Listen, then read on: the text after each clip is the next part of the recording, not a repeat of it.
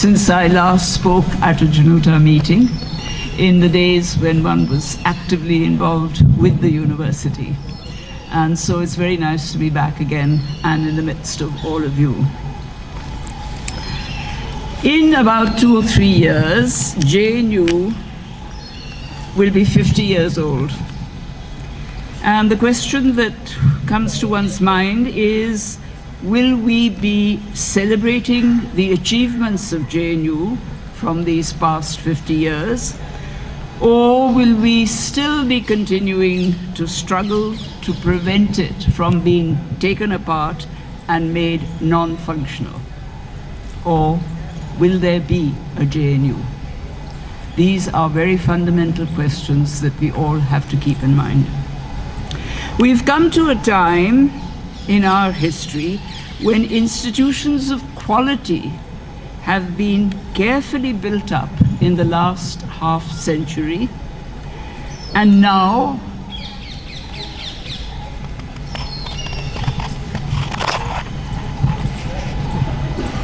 is that better?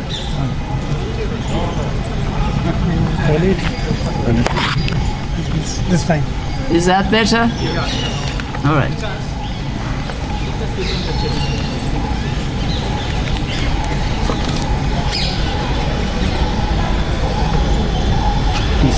Now let's see what happens.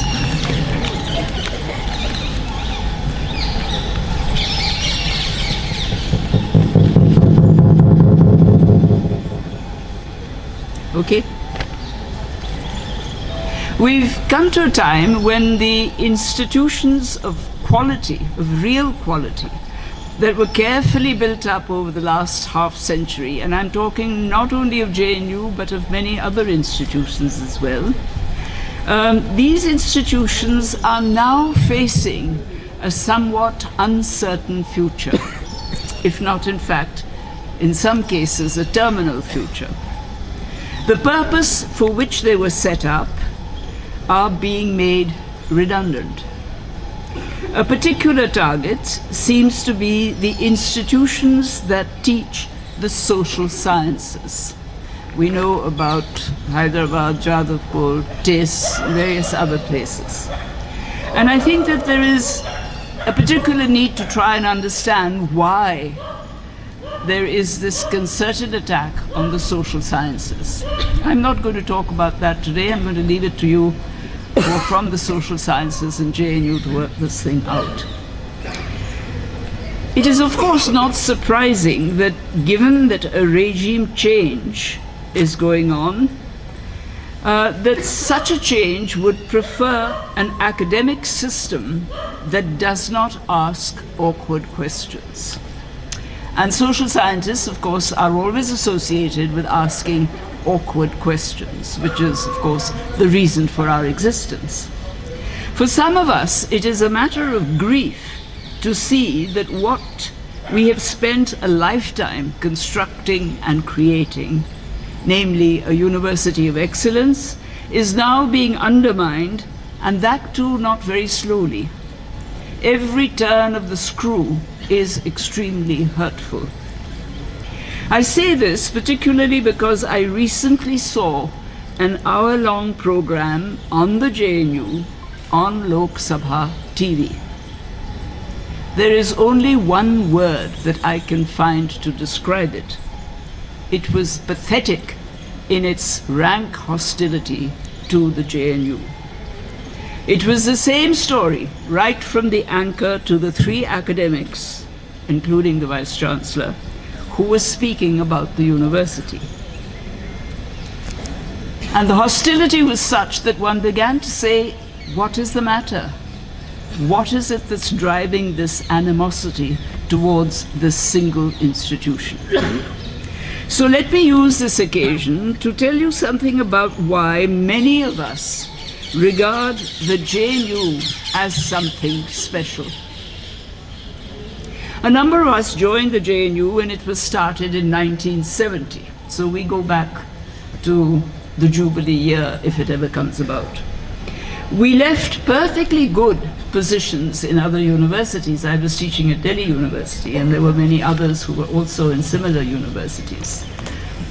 And we left these positions because we believed that the JNU, in the JNU, we could build a new kind of university that would have a high quality and would be different in its content and its purpose. And I particularly want to underline content and purpose as being essential characteristics of the new university that was started. And it is different in content and purpose, which is one reason why people can't understand it and rush to condemn it.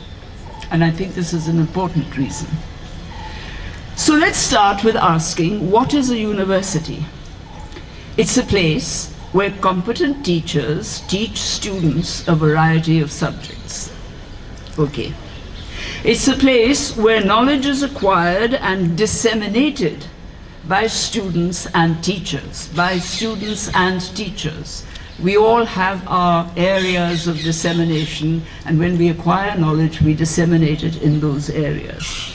It is a place where students learn how to think independently. This is a characteristic of a good university, that the students must learn how to think independently. This means that they have to learn how to raise doubts, if need be, about the information that they are given. And then, most importantly, they have to learn to ask questions, because to question is fundamental to any inquiry, as every scholar knows. It is only by questioning that advances are made in knowledge.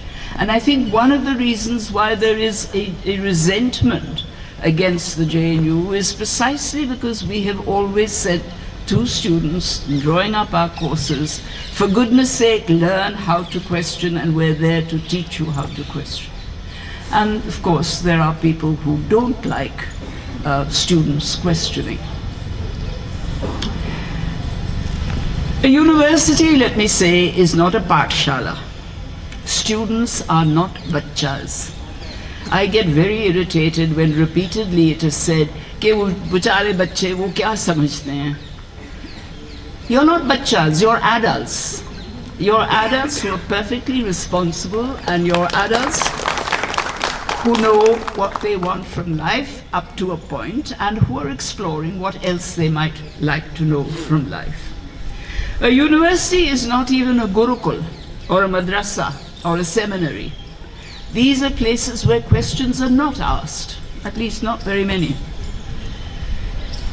A university has to question, and in order to question, you have to have the freedom to think the way you want to, and to discuss your thinking with other people until either you change your mind, or they change their minds, or you find some kind of samjhota, some kind of middle way, as it were. And this is more so in a university like JNU, which focuses on postgraduate studies and research. This is an area of life in which you simply cannot do without asking questions and demanding that you be allowed to think freely. I joined JNU in 1970, the year it started, together with a number of other academics, largely in the social sciences. The sciences developed a little later. The first vice-chancellor we had was not an academic. He was a diplomat. But he turned out to be an excellent choice. Why? Because he knew what a university is meant to be. Vice-chancellors have to be very carefully chosen, because they can either make or break a university. Our first vice-chancellor was a very good choice. For him, the university was a place to learn how to think, how to question, how to advance knowledge. That was the primary purpose. And these were the issues that we started with. How do we do this? So we were given freedom to design new courses wherever we chose to. And we took this freedom very seriously, worked out our courses in history, for example, which is the one subject that I was, of course, closely associated with, and they were not the courses that were being taught in every other university. In the beginning, we had friends from Delhi University who would come and make jokes about our courses and say, you know, you never get students interested in this kind of thing. And then 10 years down the line, we found that all these universities were slowly copying our courses. But that's really not the main issue. The main issue is that one had the freedom to inquire into, to experiment, to bring in new courses where we thought this was essential and necessary. And this was a tremendous freedom, not only for the university and the courses, but for those of us who were doing the thinking. I mean, my most stimulating years were spent in brainstorming with my colleagues about what do we teach, why do we teach this? What is the justification for teaching what we're teaching and so on? It was tremendously exciting. The other thing that was very good, of course, was tutorials and midterm exams and internal assessment, which required that the students work through the semester, read through the semester, because there were tutorials to be handed in virtually every 10 days. Which meant they had to spend a lot of their waking hours in the library, which none of them had done before. But it's amazing how quickly they started doing so. And the library, of course, then had to be up to date and well equipped. And this is extremely important. We should spend a little more time on attending to these things instead of worrying about some of the things that we have been worrying about. And the same thing applied to teachers. If students were going to be up to date, then the teachers had to be up to date too. So the teachers also had to spend that much time in the library. What do I mean by saying that a university trains the student to think? We were particularly concerned that the training in the subject, whatever the subject might have been, had to be good, had to be really good. And this training had to be good not just for the teaching of the subject, because remember that in everything you do in life, if you have a well-trained mind, you know how to approach a problem. And this is the one thing that always touches my heart when I go somewhere and JNU students come up to me and say, oh, I'm managing this particular job I'm doing, whether it's administration or whether it's commissioner of police or whatever it may be, ambassador, very well because of the training you guys gave us. You made us think, you made us, you know, look at problems in a particular way. And that really is very, very helpful, and it's a great pleasure. The other pleasure I get, of course, muted pleasure, is when I go to some of the good universities out of India and they tell me, oh, we love getting students from JNU, you train them so well. And I get irritated because I say we train them in order to keep them in the country and have them teach, not to fill your vacancies. But anyway, there they are. And some of our really bright students began to question aspects of the courses. We as teachers had to defend those courses, or else in some cases now and again give in and say, all right, yes, you're right. This really doesn't have too much relevance. We'll give more emphasis to this as it may be. And it made teaching all that more stimulating when you had a comeback from the people whom you were teaching. There were other kinds of disagreements too. The mythology about JNU in its early years is the number of gheraos that we had. The poor Vice-Chancellor was constantly sort of ringing us up and saying, they're threatening to gherao me next week. And so we took this as the opportunity, those of us that were chairpersons in centers, to go and say, we'll come and join you in the gherao, because this gave us access for 2 or 3 hours to talk to the Vice-Chancellor and say, this is what we want in our center. And it was superb. I mean, one blessed them for those gheraos. And I remember as a chairperson, when I was gheraoed, I would convert this into an extended tutorial discussion. Because we had just so much to talk about. I mean, all the teachers and all the people involved were bubbling over with ideas and so on, and so we sat down with these very intelligent students and we chatted with them, which was really very, very nice. what this taught me, the couple of gheravs that I was personally subjected to, and the couple that I joined others when the Vice Chancellor was gheraved, what this taught me was that the university is essentially a community.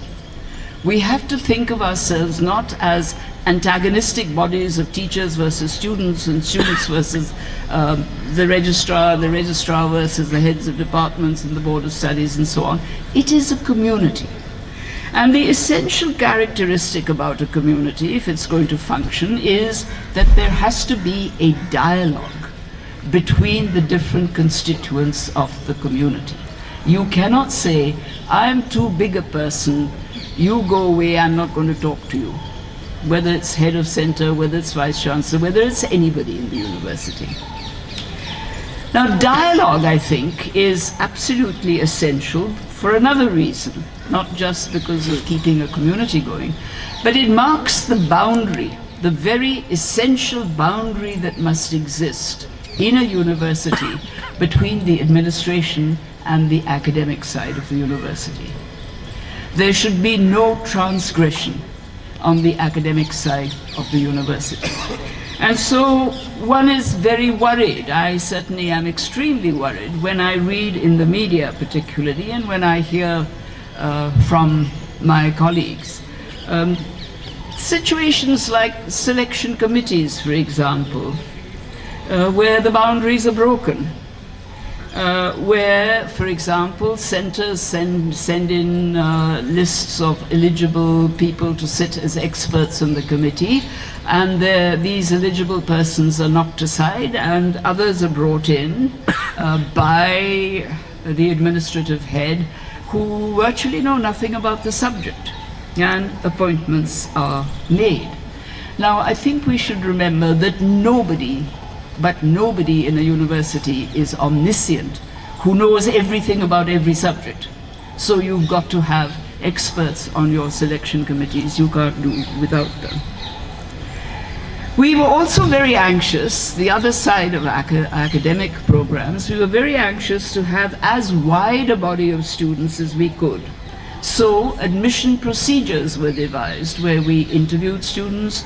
We later on began to give a little entrance test, and the interview was excellent because one got a little feel of the kind of person that the student was whom one was considering admitting. And that is really very important, because we were concerned that our student body should not consist only of students from the metropolitan areas, that we should have a good cross-section of students. So by the 80s, JNU was academically a very prestigious university, so there was a big rush for admission, as there still is. And in those days, the Center for Historical Studies, for example, admitted roughly about 60-odd students per year.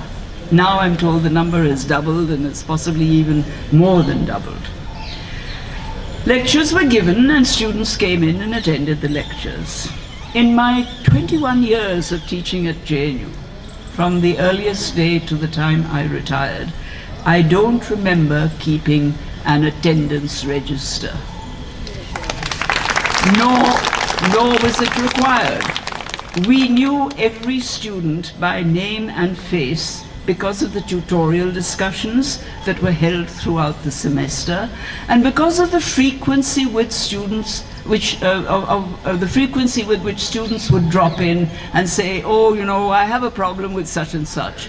And the problems were not just to do with tutorials and with reading lists. The problems were sometimes also that, you know, this person I'm very fond of doesn't look at me sufficiently. One had to go around saying, you know, it's all right, give it time, it'll be okay. I mean, that was the kind of ambiance, that was the kind of relationship that existed, largely because we were concerned with even the intellectual well-being, the emotional well-being of students and of teachers. I'm not saying that it was ideal, no, but it was certainly something that was quite exceptional in Indian universities.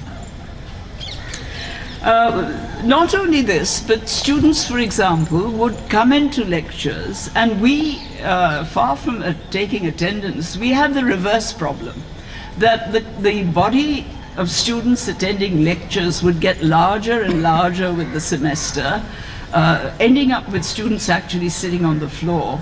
Why? Because students were very interested in other subjects. These were not just students of our history center, but there were students coming in from other centers who happened to be interested in the topic that was being discussed. And I find that this is something which is so normal in postgraduate centers and research centers, that people do sit in on each other's lectures, students sit in on a variety of lectures and are encouraged to do so. We had students doing social history who sat in on the lectures of the historians and of our sociologists in the center, but who also went to the social systems and sat in on those lectures. So where is one going to keep track of who's coming into lectures and who's doing what?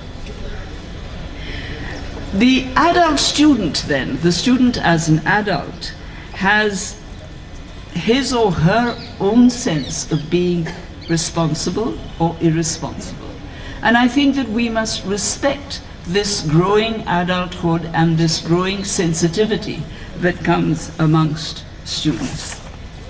The School of Social Sciences of JNU, which is currently is at the receiving end actually of unfair criticism, immensely unfair criticism, actually played a very major role in the form and direction that the social sciences took in many universities in this country.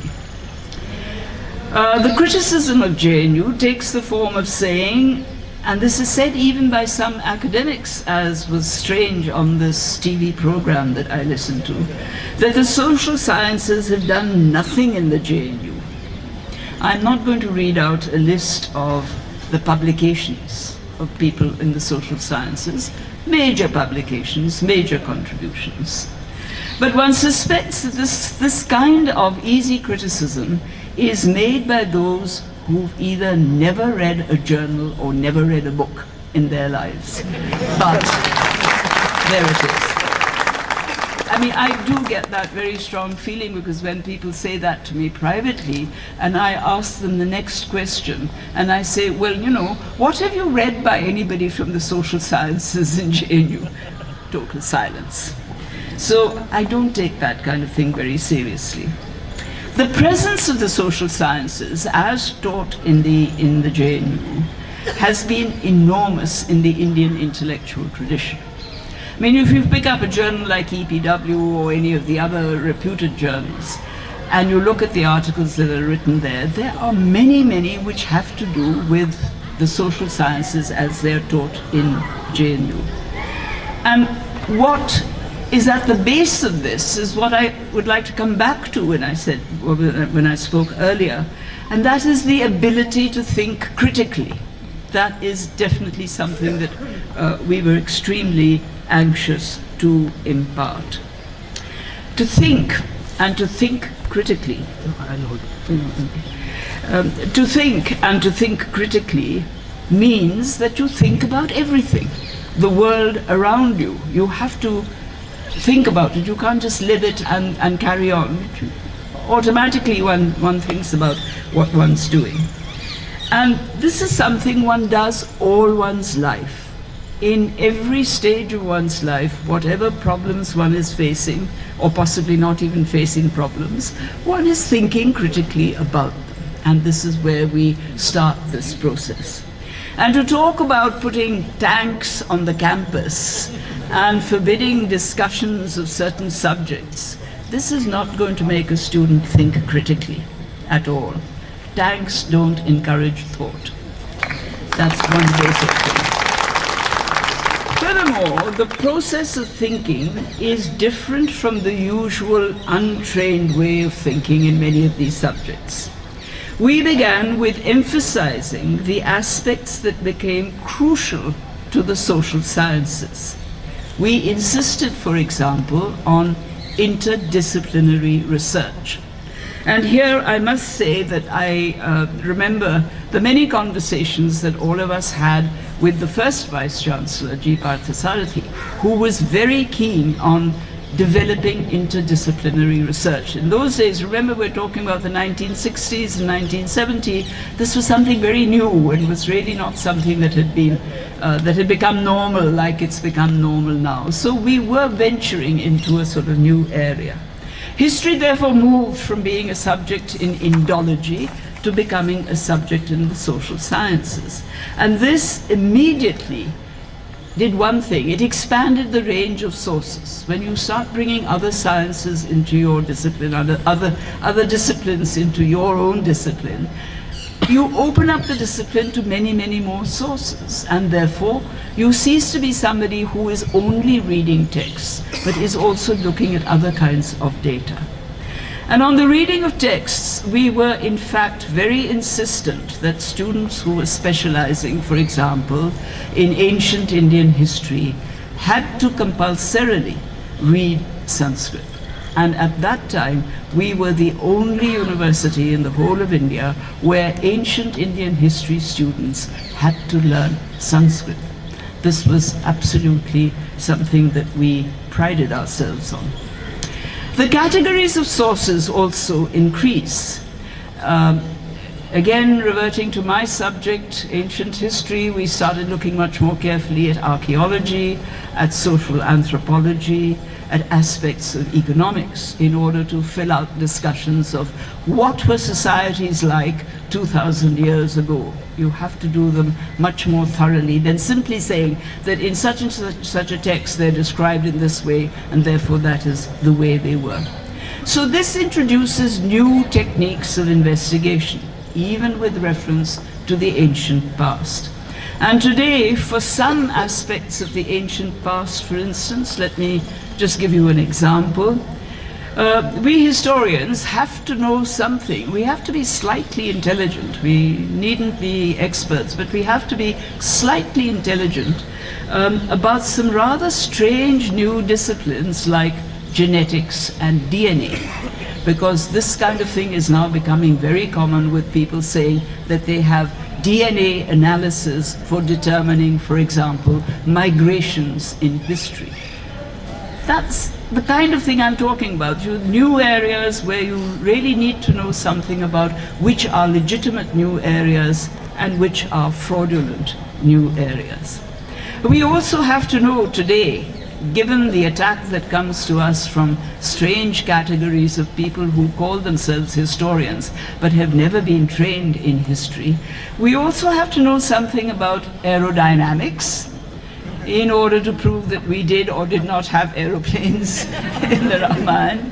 We also have to know something about plastic surgery, just in case Ganesh was created out of plastic surgery. And we have to know something about stem cell research, just in case the Kauravas were born out of these jars through a process of stem cell research. So you see, being a historian is very tough, because you have to be basically intelligent about these disciplines, even though you may not know too much about them. But you have to know something about them. You have to approach them intelligently and understand them. Otherwise, you can't counter the fantasies, the absolute fantasies that are afloat about what went on in ancient India. And one is rather possessive about not giving way to too many fantasies about ancient India. So this change was and is resented by those for whom history is simply a narrative about the past, and particularly for those who are busy inventing the narrative as they go along, with absolutely no reference to the basic factor of reliable evidence. We were arguing that the purpose of historical study is to explain the past and to understand the past, not to say this is how it was or that this is the truth about the past, but to say this is how we can explain certain things, this is how we understand these things, keeping in mind the fact that 40 years down the line, the paradigm would change and we would find other explanations, and we would have to. We know about scientific methodology, but how can history have a methodology? So I had to explain how history also has a methodology. And what is the methodology that history has, which is the methodology that most of the social sciences have?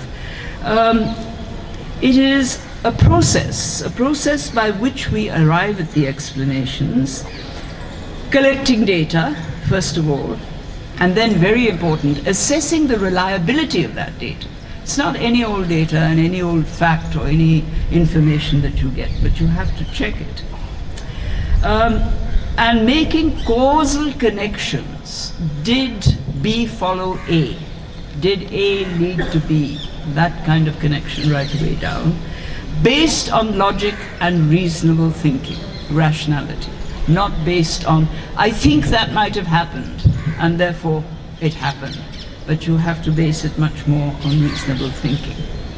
We don't rush to support fantasies about the past, and that is one reason why people who are unfamiliar with the social sciences, and particularly the methodologies of the social sciences, are hostile to the JNU.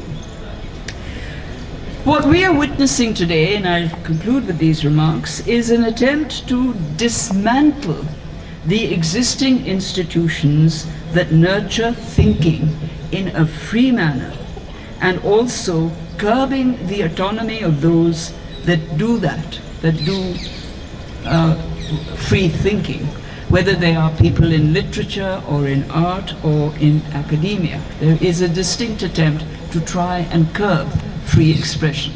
And yet the university is absolutely based on the idea that it's the one place where you can go into the question of, this is what I think, what do you think? We can argue it out, we can debate it out and so on, and I might go on thinking the way I'm thinking.